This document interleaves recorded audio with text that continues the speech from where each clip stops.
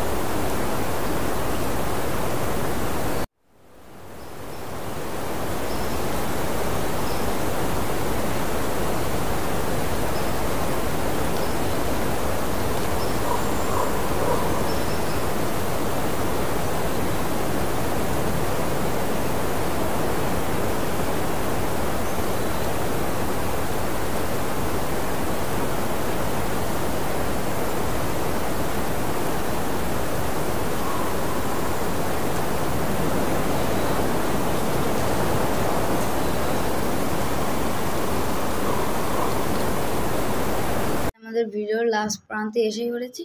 তো ব্রিজটা তো অনেক বড়, প্রায়। আর যেই নতুন যেই আগের যে যমুনা সেতুটি, এটা তো অনেক রিস্কি, কারণ হচ্ছে যমুনা যে ব্রিজটা, সে ব্রিজের একটা সাইড দিয়ে একটা রেল লাইন করা আছে।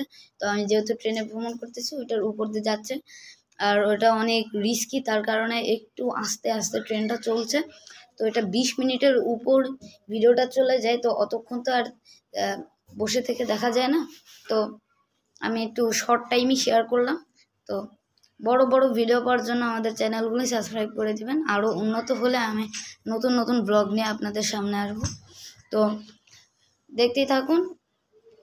এই যে আমাদের বৃষ্টি প্রায় শেষ বলতে মানে ভিডিওটা শেষ করে দিচ্ছি। ব্রিজও অনেক বড়, পুরো ভিডিওটাতে তো ব্রিজটা কভার করতে গেলে প্রায় 20 মিনিট ভিডিও হবে। অত বড় ভিডিও অত বড় ভিডিও হচ্ছে অনেকেই পছন্দ করে না।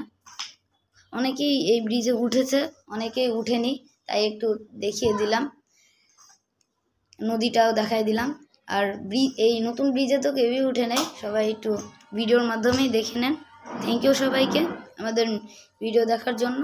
আরও নতুন নতুন ভিডিওর জন্য লাইক এবং সাবস্ক্রাইব করে দিবেন। বাই।